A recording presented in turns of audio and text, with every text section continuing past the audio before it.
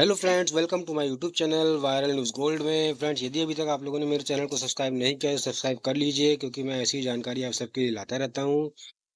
और इस वीडियो के डिस्क्रिप्शन में भी मैंने अपने वीडियोस के लिंक दिए हुए हैं, तो वहाँ पे भी जा कर के आप वीडियोस देख सकते हैं। देखिए, सामने छोटा सा मोर MORE लिखा होगा, वहाँ पर क्लिक करिए तो डिस्क्रिप्शन आ जाएगा। वहाँ से भी आप वीडियोस देख सकते हैं। तो आइए चलते हैं वीडियो पर। वैवाहिक विवाद में समझौते के आधार पर FIR रद्द करने पर CRPC की धारा 320 के तहत कोई रोक नहीं। माननीय पटना हाई कोर्ट ने IPC की धारा 498A और दहेज निषेध अधिनियम के तहत अभियोजन को रद्द कर दिया। माननीय पटना उच्च न्यायालय ने माना कि दंड प्रक्रिया संहिता की धारा 320 और दंड प्रक्रिया संहिता की धारा 482 के तहत वैवाहिक विवाद को रद्द करने में कोई बाधा नहीं है, जिसमें भारतीय दंड संहिता की धारा 498A और 34 तथा दहेज निषेध अधिनियम की धारा 4 के तहत गैर समझौता योग्य अपराध शामिल है, तथा जिसका पक्षों द्वारा सौहार्दपूर्ण ढंग से निपटारा कर लिया गया हो। माननीय न्यायालय एक याचिका पर विचार कर रहा था, जिसमें ट्रायल कोर्ट के उस आदेश को रद्द करने की मांग की गई थी, जिसके तहत उसने याचिकाकर्ताओं के खिलाफ IPC की धारा 498A और 34 तथा दहेज निषेध अधिनियम की धारा 4 के तहत संज्ञान लिया था।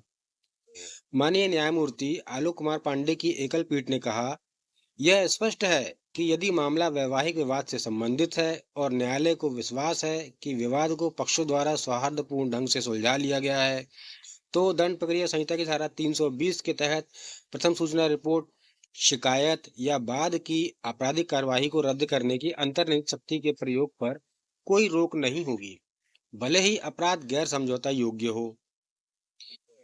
आगे देखते हैं। इस केस में फ्रेंड्स, पत्नी ने आरोप लगाया कि याचिकाकर्ता और अन्य लोगों ने 4 पहिया वाहन की मांग शुरू कर दी और दहेज की मांग पूरी न होने पर उसे परेशान किया गया। उसने आगे यह भी आरोप लगाया कि पति ने उसे गर्भपात कराने के लिए मजबूर किया, लेकिन उसने अंततः एक लड़की को जन्म दिया। और जब उसने अपने ससुराल लौटने का प्रयास किया तो उन्होंने उसे वहां रहने की अनुमति देने के लिए नए बच्चे के नाम पर पैसे की मांग की।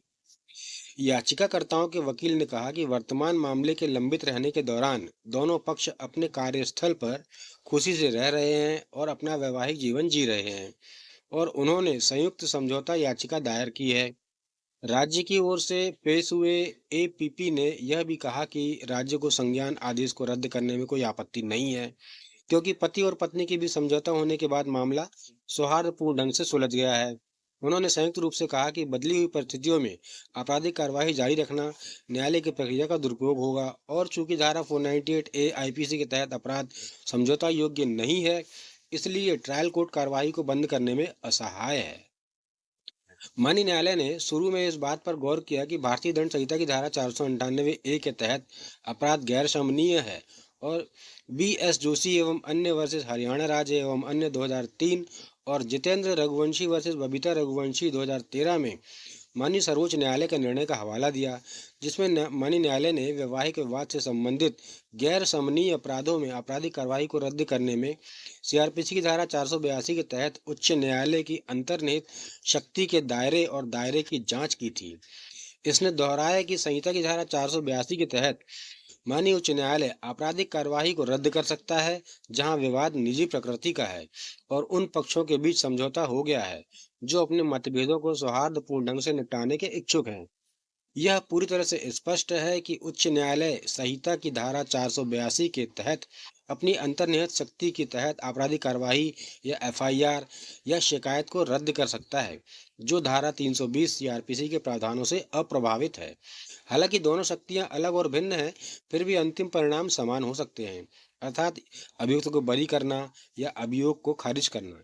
धारा 482 CRPC के तहत माननीय उच्च न्यायालय की अंतर्निहित शक्ति प्रतीत होता है कि अप्रतिबंधित, लेकिन इसे प्रावधान में उल्लिखित सीमा के अनुसार प्रयोग किया जाना चाहिए। यानी पहला, आपराधिक प्रक्रिया संहिता के तहत किसी भी आदेश को प्रभावी करने के लिए; दूसरा, किसी भी अदालत की प्रक्रिया के दुरुपयोग को रोकने के लिए; या तीसरा, न्याय के लक्ष्यों को सुरक्षित करने के लिए।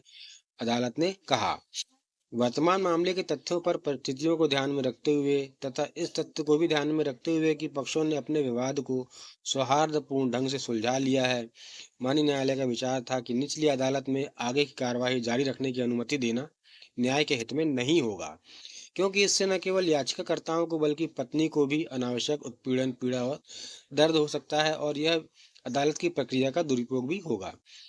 अतः माननीय न्यायालय के अनुसार याचिका स्वीकार कर ली गई। तो केस टाइटल है सोमेश शर्मा एवं अन्य वर्सेस बिहार राज्य और अन्य। तो फ्रेंड्स, ये था आज का बहुत ही महत्वपूर्ण वीडियो। तो मेरे चैनल को सब्सक्राइब करिए, वीडियो को शेयर करिए और डिस्क्रिप्शन में मैंने वीडियो के लिंक दिए हुए हैं, वहाँ से जाके आप वीडियो देख सकते हैं।